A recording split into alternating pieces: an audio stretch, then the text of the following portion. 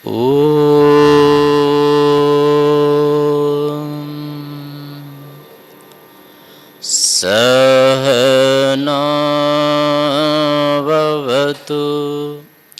सहनौ भुनक्तु सह वीर्यं करवावहै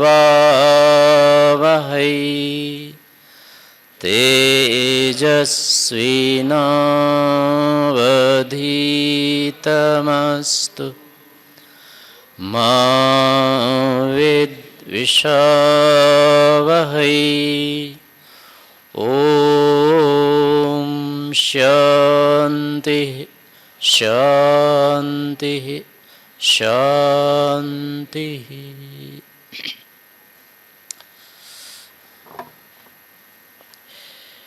चार पांच दिन हो गए, आपके कान तो पक गए होंगे, नहीं? अभी भी सुन सकते हैं।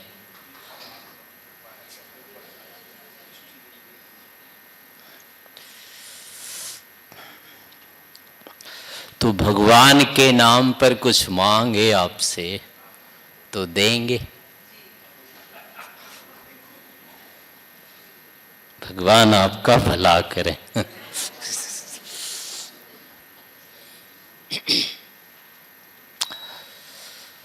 तो देखिए, इन 4-5 दिनों के अंतर्गत अपने जीवन से संबंधित कैसे अपने जीवन को हम उन्नत करें, विकसित करें, ईश्वर के निकट लावें, इस उद्देश्य को लेकर के यहाँ कुछ सुनने सुनाने का प्रयास किया गया। योगाभ्यास के हेतु से जीवन में कुछ प्रयोगात्मक अभ्यास भी किए गए। आशा है कि आपको बहुत कुछ लाभ हुआ होगा। ऐसा तो नहीं हुआ ना कि केवल 9-10 हजार रुपये रोजड़ वालों ने उड़ा लिए, ऐसा तो नहीं है ना, कुछ तो लाभ हुआ होगा। अच्छी बात है, जीवन में परिवर्तन होना चाहिए। तो इसी विषय को हम थोड़ा सा और आगे बढ़ाएंगे आज उपसंहार के रूप में। हम अपने जीवन की आंतरिक स्थिति को देखें। क्या हमारा जीवन वेदों के, ऋषियों के अनुकूल चल रहा है अथवा उसके विपरीत चल रहा है? हम जिस कुल से आते हैं, जिस परंपरा से आते हैं, जिस जाति से आते हैं, क्या उसके धरोहर हम बने हुए हैं या नहीं बने? हमारे जो प्राचीन उदात्त आदर्श हैं, चरित्र हैं, क्या हम उसको अभी तक सुरक्षित किए हुए हैं और अगली पीढ़ियों के लिए भी हम उसका मार्गदर्शक, उसका आधार, उसका माध्यम बन सकेंगे या नहीं बन सकेंगे? इन सब बातों को विचारना चाहिए। प्रत्यहं प्रत्यवेक्षेत नरश्चरितम् आत्मनः किन्नु में पशुभिस्तुल्यं किन्नु सत्पुरुषैरिति। व्यक्ति को प्रतिदिन आत्मनिरीक्षण के माध्यम से अपने जीवन को, व्यवहार को, अपनी भावना को देखना चाहिए, परीक्षण करना चाहिए उसके माध्यम से कि हमारा जीवन पशुओं के तुल्य तो नहीं चल रहा है, महापुरुषों के आदर्शों के अनुरूप चल रहा है कि नहीं चल रहा है। यही हमारे जीवन की कसौटी होती है। हमारा जीवन हमारे महापुरुषों के अनुरूप चलना चाहिए। ऐसा यदि नहीं चलता है तो निश्चय से हम पशुवत जीवन जी रहे। ऐसी यदि स्थिति है तो हमें विशेष पुरुषार्थ करना चाहिए। आज जो है हमारी मानसिकता बहुत ही दुर्बल हो गई। हम न तो कुछ अच्छा सोच पाते हैं, ना ही बहुत अच्छा कर पाते। कोई बहुत बड़ी हमारी उदात्त योजना नहीं होती है। एक साधारण सा जीवन जैसे तैसे हमारा कट जाए, बस इससे अधिक नहीं सोच पाते हैं, इससे अधिक कुछ कर नहीं पाते। उदाहरण के लिए देख सकते हैं कि आज हमारी कैसी स्थिति है। हम कुत्ते पालना तो सोच सकते हैं, पालते भी, गाय के लिए नहीं सोच सकते। गौ पालन की बात हमारे लिए एक समस्या बन गई है। हम अपने आप को समर्थ नहीं देखते। लेकिन ये केवल बाहर से नहीं है ऐसा, वस्तुतः हमारा भीतर भी ऐसा पतन हो चुका है। हमें चाटुकार चाहिए, आशीर्वाद देने वाला नहीं चाहिए। हम अपने आप को किसी के निर्देश में, किसी के अनुशासन में नहीं चलाना चाहते, नहीं चलना चाहते हैं। प्रत्येक को अपने ही अनुशासन में चलाना चाहते हैं। ये जो प्रवृत्ति है वस्तुतः हमारी अवनति की का कारण है। हमें अपने से बढ़कर के कोई लगता नहीं है। हमें किसी के उपदेश की, किसी के निर्देश की, किसी के संरक्षण की, किसी की प्रेरणा की कोई आवश्यकता कभी नहीं लगती है। सदैव हमें अपने आप को दूसरों का आदर्श बनते रहना चाहते। हमारे लिए कोई भी अब आदर्श नहीं है, ना कोई हमारे लिए ऋषि है, ना कोई हमारा गुरु है, ना ही हम स्वयं अपने आप को इनके प्रति दिन रात चलाने के लिए तत्पर हैं। लेकिन अपने आप को हम पूरी तरह से कृतार्थ मानते हैं, समर्थ मानते हैं। किसी को भी निर्देश देने में अपने आप को पूरा पात्र समझते। हमारा जीवन का जो सारा का सारा उद्देश्य है, सारी की सारी जो उपलब्धियां है, केवल लौकिक है। आध्यात्मिकता से उसका कोई संबंध नहीं। ना हम आत्मा को जानते हैं, ना हम परमात्मा को जानते, ना ही प्रकृति के वास्तविक स्वरूप को जानते। फिर भी अपने आप को कृतार्थ समझते और कुछ करने की आवश्यकता ही नहीं। जैसे भी हैं, जितना भी हैं, जो भी कर रहे हैं, सब ठीक। कहीं व्यवहार में, कहीं विचार में, कहीं भी सिद्धांत में अपने आप में हमें कोई कमी नहीं दिखाई देती।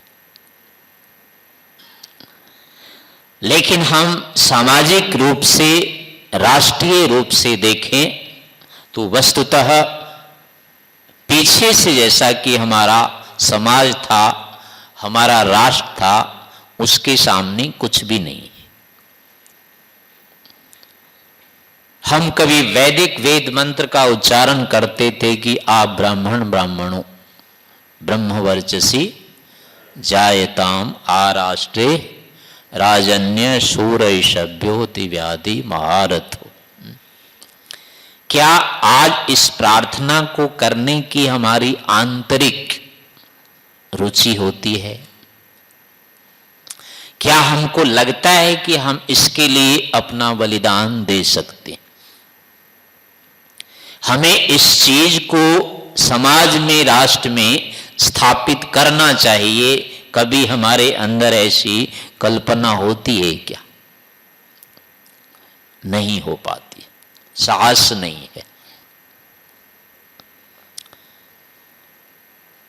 हमें जो भाषा दिन रात बोलते हैं, हिंदी भाषा, कोई कुछ भाषा, कोई कुछ भाषा, सारे के सारे बोलते रहते हैं दिन रात, लेकिन कभी भी जो ईश्वर की भाषा है, जो ऋषियों की भाषा है, जो वेदों की भाषा है, संस्कृत, उसको कभी भी हम आवश्यक नहीं मानते। कभी भी हमें लगता ही नहीं कि हमारी भाषा ये जो है अशुद्ध है। ये जो भाषा हम बोलते हैं ये भाषा नहीं, अपशब्द है, ये शब्द नहीं है। ये जितना भी बोलते हैं दिन रात हम अशुद्ध बोलते हैं, जिसके लिए महाभाष्य में कहा गया है कि दुष्ट वर्ण स्वर्णतो वर्णतो वा न विख्या प्रयुक्त स वाग वज्रो यजमानम हिनस्ति यथेन्द्र शत्रु स्वरतो पराध। यानी जो दुष्ट शब्द होते हैं, जो अपशब्द होते हैं, वो पाप उत्पन्न करते हैं। यजमान अगर स्वर से रहित, वर्ण से रहित मंत्र का उच्चारण करता है तो उसके यज्ञ नष्ट हो जाते। कभी ये परंपरा यहां चलती थी, कभी हमारे ये जीवन में होता था।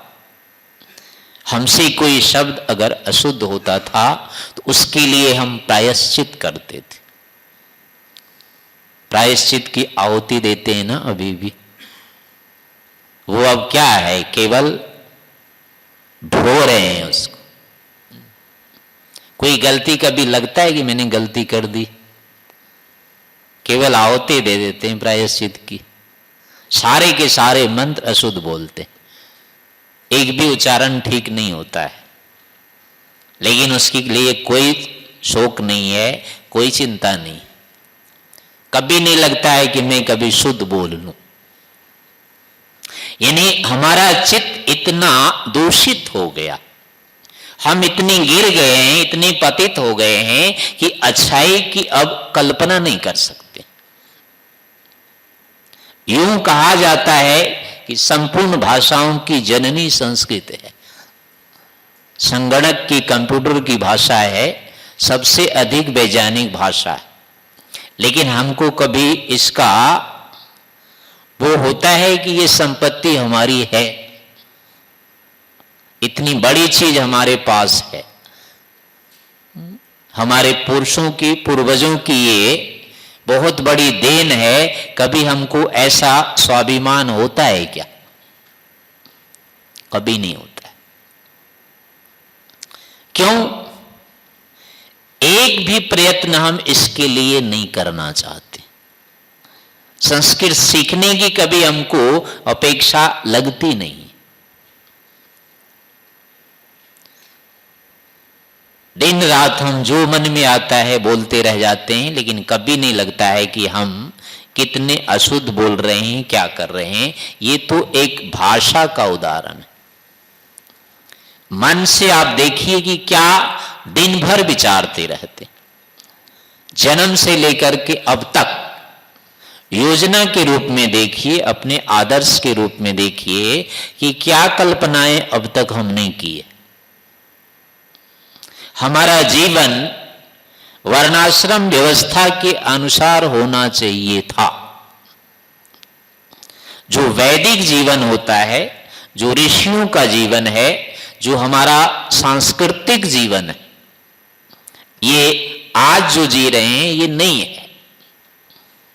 इसमें कहीं से हमारा वेदों के साथ संबंध नहीं बन रहा है, ऋषियों के साथ संबंध नहीं बन रहा है, हमारे इतिहास के साथ, शास्त्र के साथ इस जीवन का कहीं से कोई संबंध नहीं बन रहा है। आज हम अपने देश का नाम नहीं ले सकते कि हमारा देश का, इस देश का नाम क्या था। जो मूल नाम था, प्राचीन नाम था इसका, हम इसको नहीं ले सकते। ना हमें कोई उसकी कोई शोक है, ना दुख है। पूर्वजों के एक एक नाम हमारे मिटते जा रहे हैं, लेकिन हमें कोई शोक नहीं होता है। हमारी एक एक जो आदर्श चाल चलन व्यवहार थे, आदर्श थे, एक एक करके मिटता जा रहा है। इतिहास में उसका अब उल्लेख नहीं हो रहा है। हमारे पास जो ऐश्वर्य थे, हमारी जो कीर्ति थी, हमारा जो पूरे विश्व में एक नाम था, आज कहीं से वो हमें नहीं उपलब्ध हो रहा है, लेकिन हम पूरी तरह से निश्चिंत हो रहे हैं, उसकी कोई अपेक्षा नहीं समझते।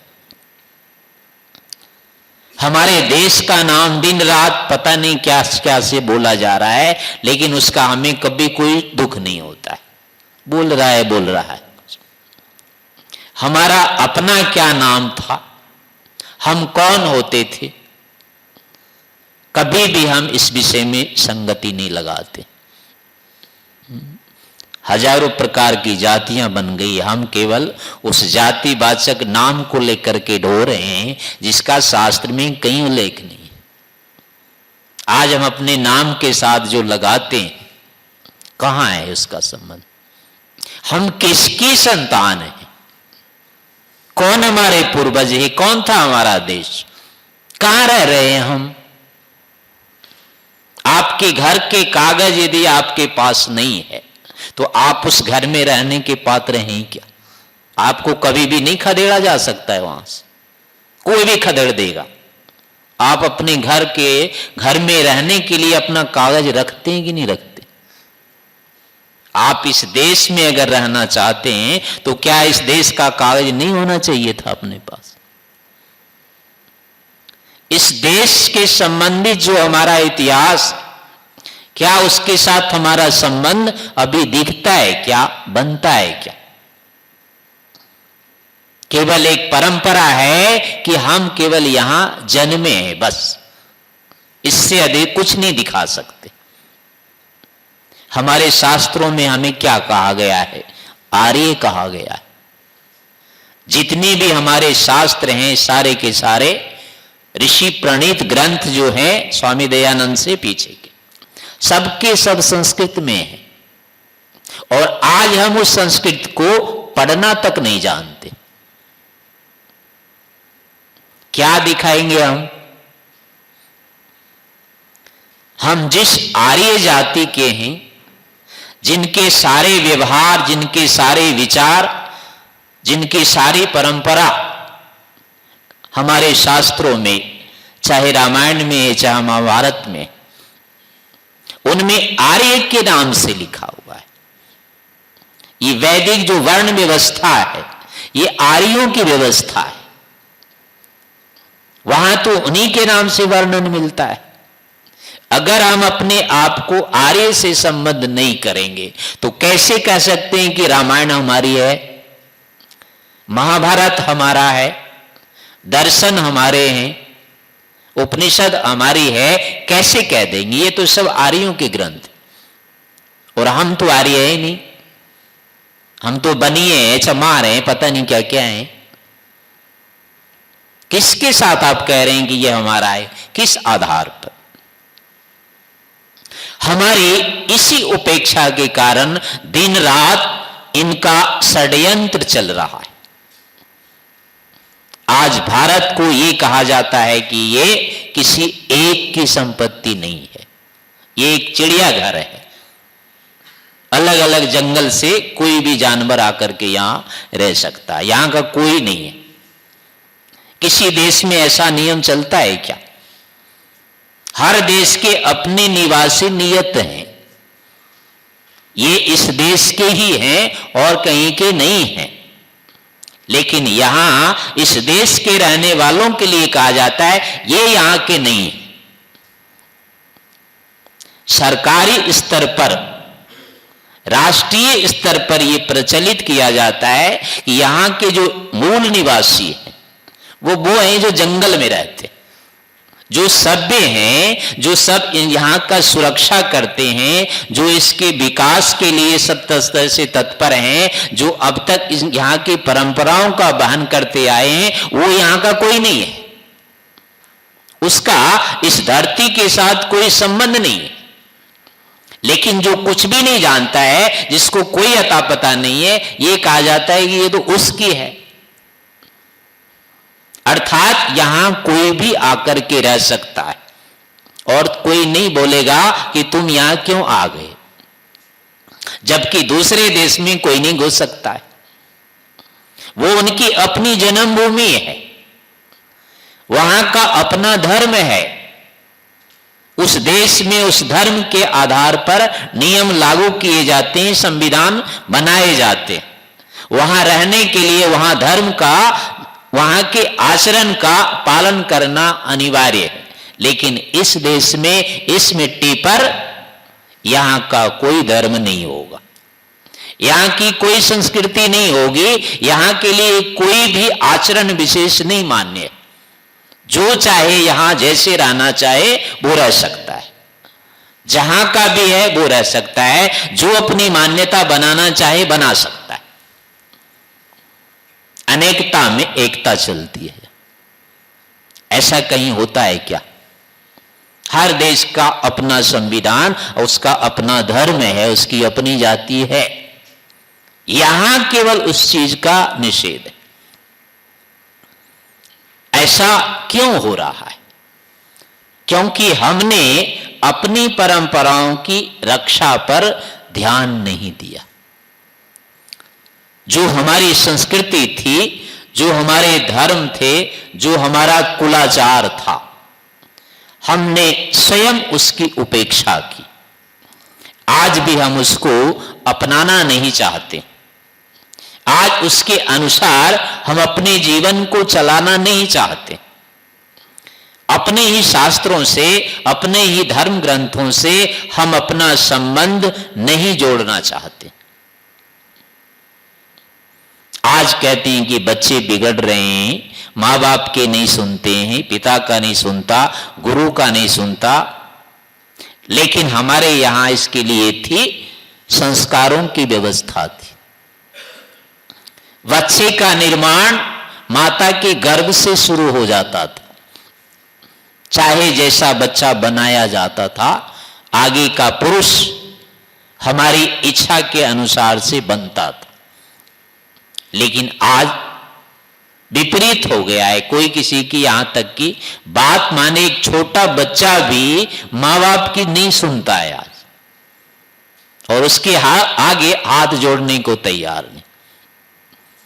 आज जो शिष्य होते हैं, गुरु को वही पढ़ाते हैं उल्टे।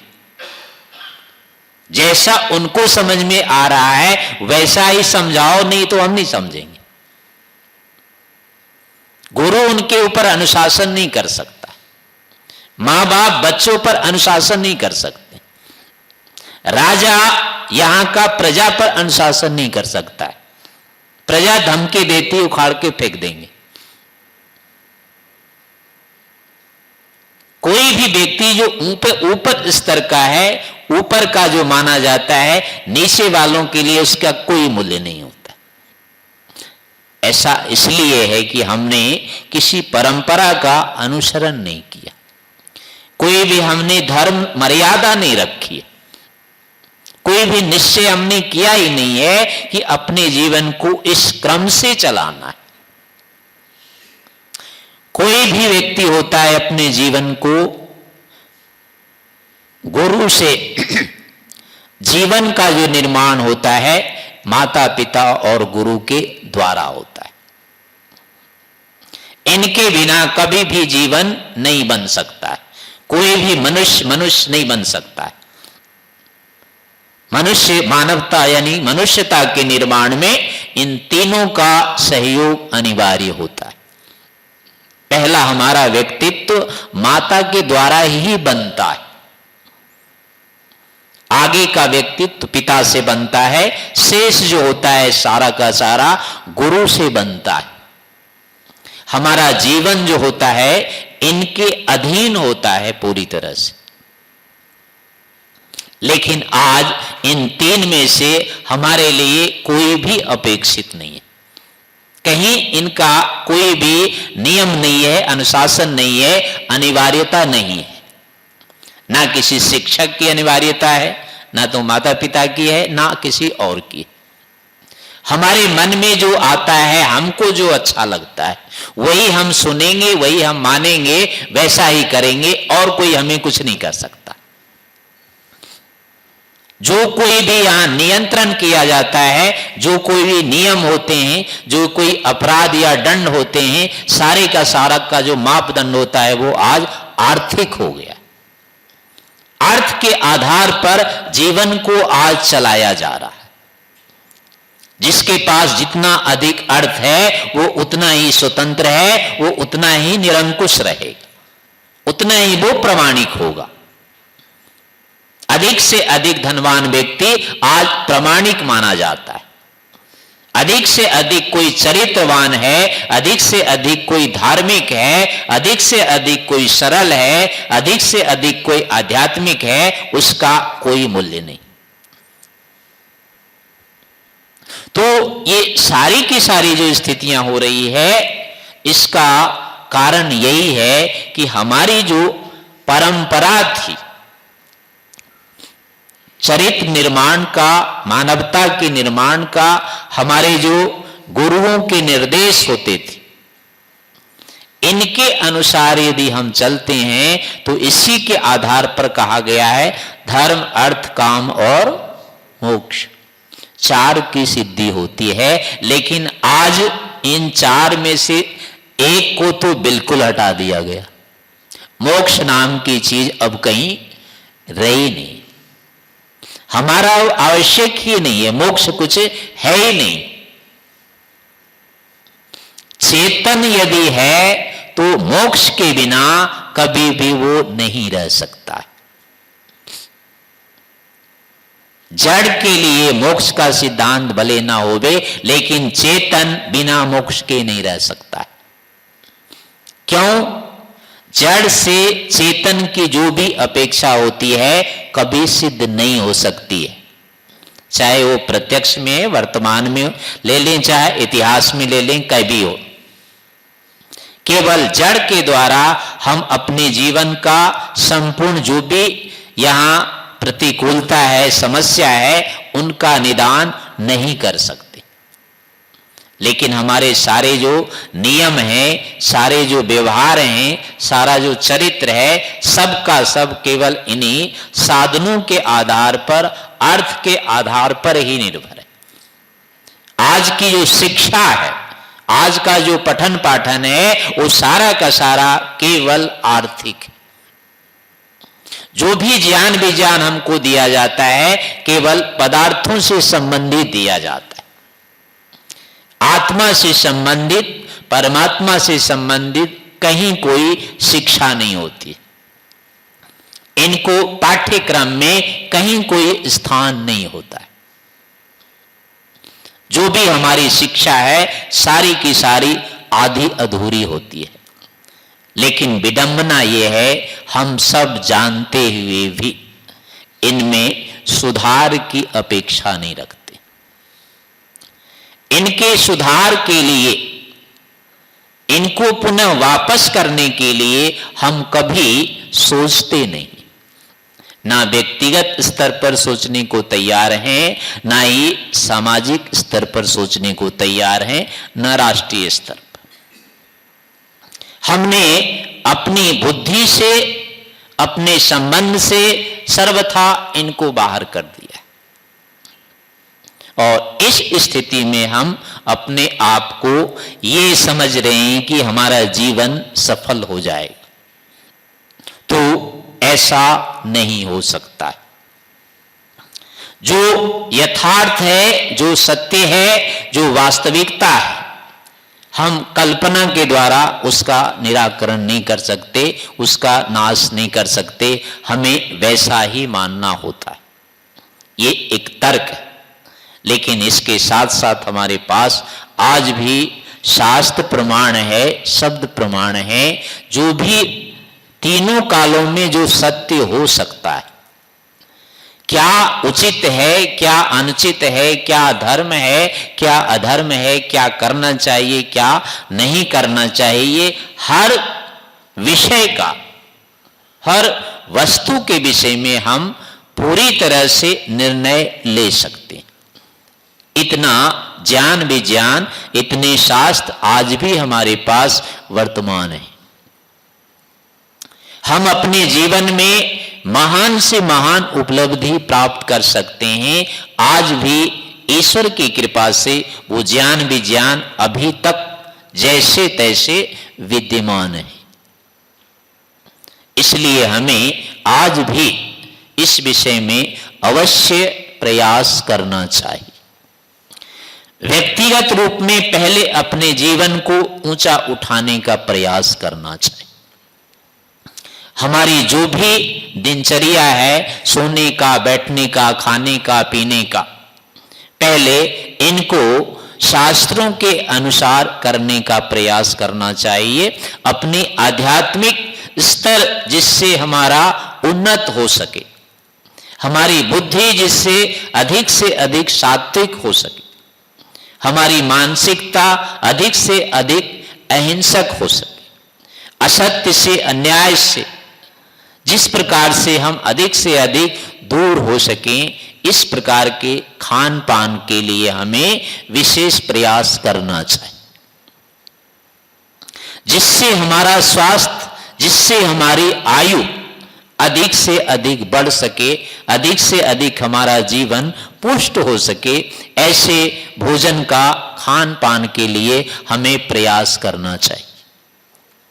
व्यक्तिगत रूप में जितना हो सकता है उतना करना चाहिए पहले, अन्यथा सामाजिक रूप में उसको करने का प्रयास करना चाहिए। दिन रात आज देखते हैं गायों की ऐसी दुर्दशा हो रही है, लेकिन हमें उसका कोई शौक नहीं होता है। व्यक्तिगत पर हम उसकी कुछ नहीं कर सकते, लेकिन सामाजिक रूप से भी उसकी रक्षा का हम ध्यान नहीं देना चाहते हैं, इस पर कोई प्रयास नहीं करना चाहते। गायों के लिए जितनी भूमि थी, गोचर भू के रूप में थी या किसी रूप में थी, सारे को हमने लूट खसोट करके अपने पास भी नहीं रखा, लेकिन विधर्मियों के हाथ में दे दिया। आज विधर्मी हमारे घर में घुस करके, हमारे देश में आकर के हिस्सेदार बन रहे हैं, हमें ही हमारी संपत्ति से दूर कर रहे, लेकिन उनके विरोध की हमारे पास अब सामर्थ्य नहीं। धर्म के नाम पर यहां भूमि मांगी जाती है, धर्म के नाम पर यहां हिस्सा मांगा जाता है और हम कहते हैं कि ले लो।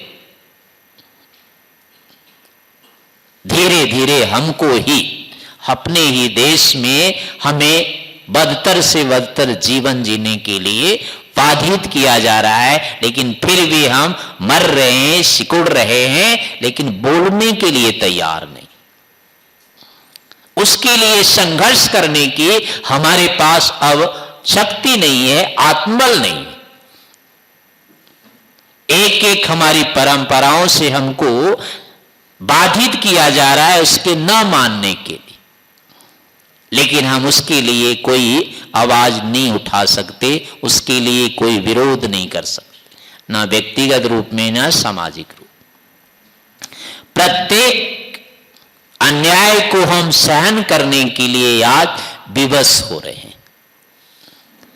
जितने भी अन्याय हमारे ऊपर होते हैं, एक तो पहले हमें लगता ही नहीं है कि ये अन्याय है।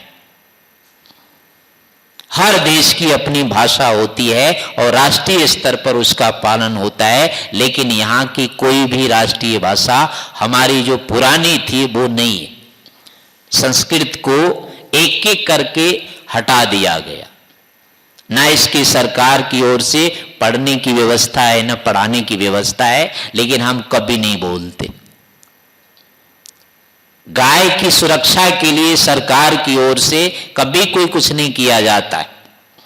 जितनी भूमि है, गोचर भूमि है, यहां तक देखिए कि यहां के जो मंदिर के आय होते हम ही देते हैं, लेकिन खर्च कहीं और किया जाता है, लेकिन हम हिसाब नहीं मांगते उसका।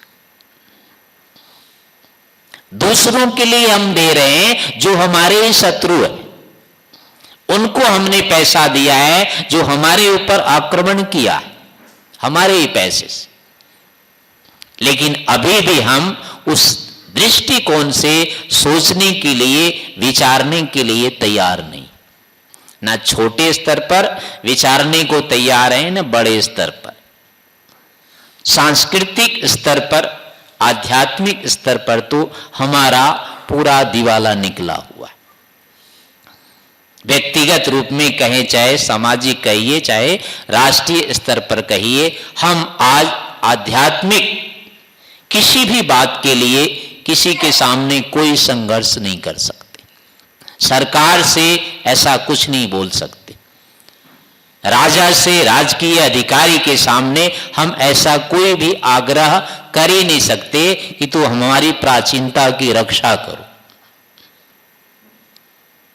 हर ओर से हम विवश किए जा रहे हैं और होते जा रहे हैं। यदि हम इसी प्रकार से चलते रहे तो निश्चय से हम कहीं के नहीं रहेंगे। एक लाश जो किसी को कुछ नहीं कहती है, लेकिन उसे भी यहां रहने नहीं दिया जाता है।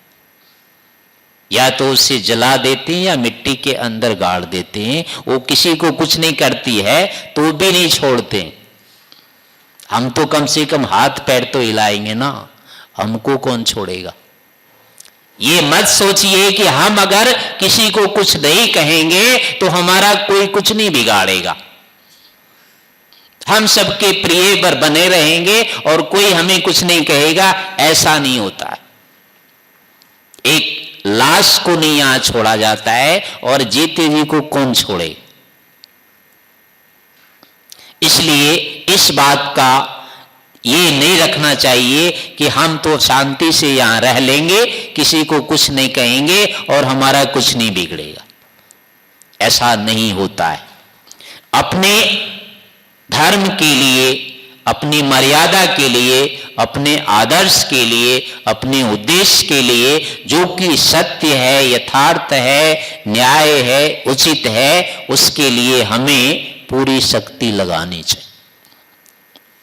स्वयं पहले उसके ऊपर हमें पूरी शक्ति लगानी चाहिए और उसको बढ़ाने के लिए फिर हमें समाज से, राष्ट्र से भी अपेक्षा रखनी चाहिए।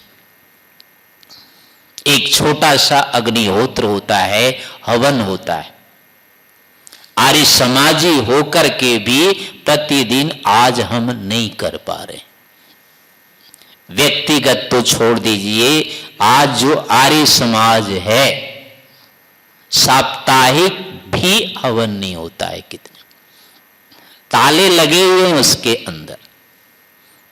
कितने सारे हजारों आर्य समाज हैं इस देश में जिसमें ताले लगे हुए, ना हवन होता है न संध्या होती है, लेकिन विधर्मियों का, दूसरे लोगों का उस पर पूरा अधिकार है। वहां दुकानें तो चलती है, अन्य काम होते हैं वहां, लेकिन केवल नहीं होता है तो हवन नहीं होता है। उसकी पट्टियां हटा दी गई है।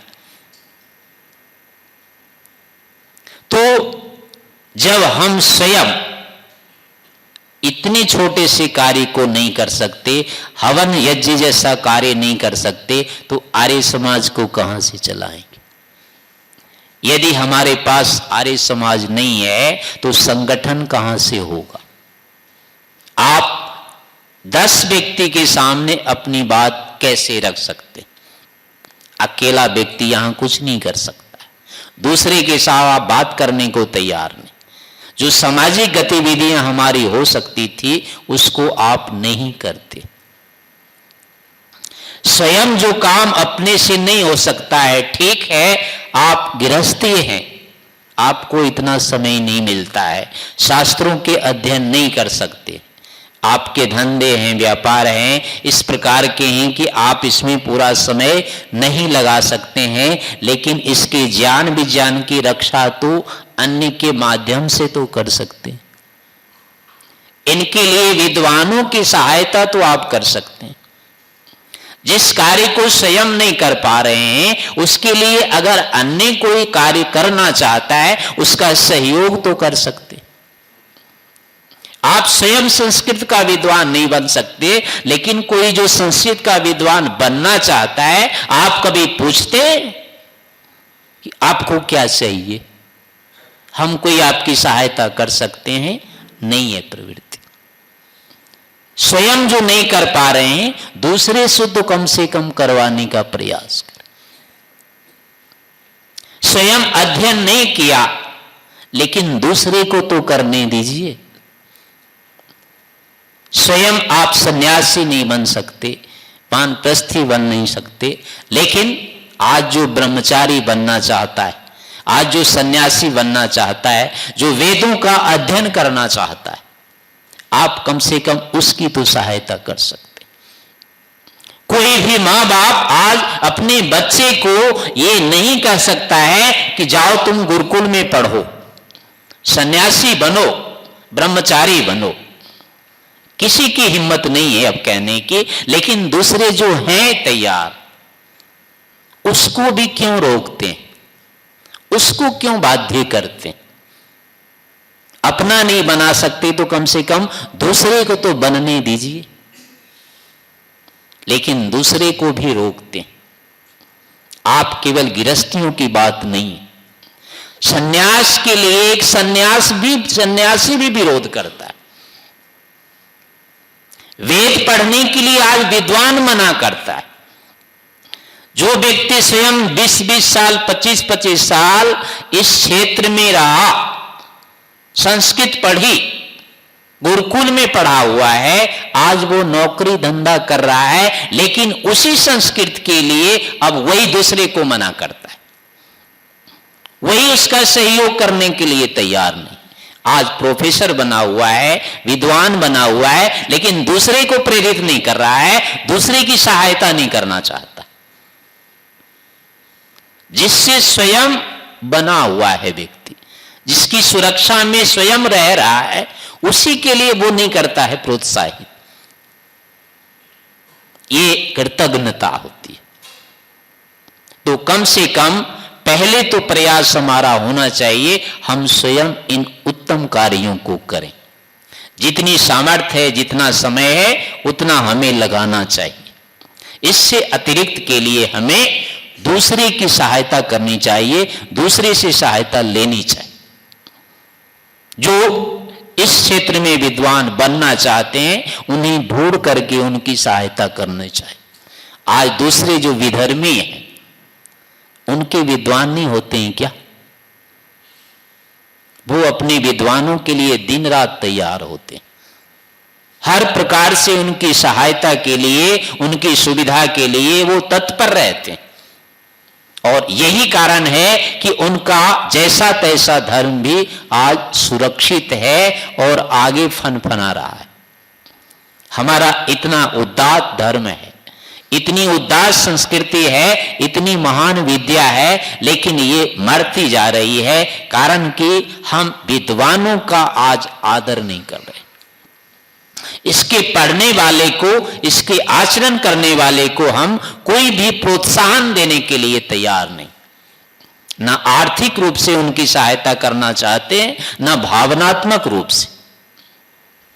अपने घर के व्यक्ति का तो सीधे सीधे हम विरोध करते हैं, लेकिन दूसरे को हम कोई सहायता भी नहीं देना चाहते। ऐसी स्थिति में कौन इसे पढ़ना चाहेगा, कौन बनना चाहेगा, कौन नया व्यक्ति इस क्षेत्र में आना चाहेगा। भले ही इस आर्य समाज की परंपरा रही है, जिसने भी इसको धारण किया है, इसका बलिदान उसे बहुत बड़ा चुकाना पड़ा। और ऐसे ही बलिदानियों के कारण से आर्य समाज खड़ा हुआ है और आगे बढ़ा है। पर वो स्थिति आज भी रहेगी। इसको यदि हम सुरक्षित रखना चाहते हैं, इसको यदि हम बढ़ाना चाहते हैं, तो निश्चय से आज भी हमारे सामने वही कठिनाइयां हैं जैसे पहले थी। पहले कोई व्यक्ति अगर आर्य समाजी बनता था तो सबसे पहले उसके अपने घर वाले ही उसको घर से निकालते थे। हर गली में, हर बाजार दुकान में उसके ऊपर उंगली उठती थी। हर कोई उससे संबंध तोड़ने के लिए उद्यत रहता था। उन परिस्थितियों में आर्य समाज ये आगे बढ़ा है और इसके लिए भयंकर बलिदान करने पड़े। चाहे ऋषि दयानंद को ले लीजिए, चाहे लेखराम को ले लीजिए, चाहे श्रद्धानंद को ले लीजिए, किसी को भी ले लीजिए जिनके की नाम अभी नहीं पता, अज्ञात लोगों ने इसके लिए बलिदान दिए हैं, तब जाकर के ये परंपरा यहां तक आई है। इसलिए इतना तो निश्चित है, इसके लिए बहुत अधिक बलिदान की अपेक्षा है। पर आज भी उस बलिदान को देने वाले हैं, अभाव नहीं है इसका। तो कम से कम हमें ऐसे लोगों की सहायता करनी चाहिए। अपनी इस परंपरा की रक्षा के लिए, इस क्षेत्र के विद्वानों के लिए ये मोटे रूप में हमें अपनी उदारता दिखानी चाहिए। संस्कृत भाषा के लिए, वैदिक ज्ञान विज्ञान के लिए हमें अनेक संस्थानों का निर्माण करना चाहिए, अनेक व्यक्तियों का निर्माण करना चाहिए। विद्वानों के बिना आर्य संस्कृति की सुरक्षा नहीं हो सकती। बाकी जितने धर्म हैं, जितने संप्रदाय हैं, उनमें ज्ञान विज्ञान की इतनी अपेक्षा नहीं है, लेकिन वैदिक संस्कृति बिना विद्वत्ता के सुरक्षित नहीं हो सकती है। इसके लिए विद्वत्ता अनिवार्य। जितने जितने स्तर पर आप इसको रखना चाहते हैं, उतने उतने स्तर की विद्वत्ता इसके लिए आवश्यक होती है। वैज्ञानिक के सामने वैज्ञानिक स्तर की योग्यता चाहिए, धर्माचार्यों के समक्ष धर्माचार्य की योग्यता चाहिए, व्यवहारिक स्तर पर भी इसके लिए व्यवहारिक योग्यता चाहिए। हर जगह हमारा जो कार्य होता है वो शास्त्रों के अनुकूल होता है, बुद्धिपूर्वक होता है, अतः बुद्धिमानों के द्वारा ही हो पाएगा। उसके लिए विद्वानों का निर्माण अत्यावश्यक।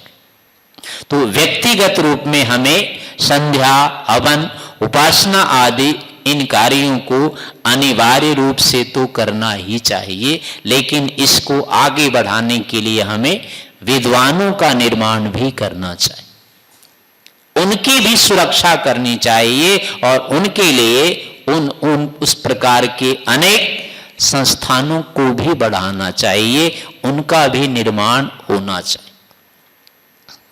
गाय जैसे जो उत्तम पशु है, इनकी इतनी उपेक्षा, ठीक है आज हमारे पास अपने घर में स्थान नहीं है तो कम से कम गौशाला के रूप में तो उसकी रक्षा कर ही सकते, उनको इस रूप में बढ़ाने का प्रयास करना चाहिए।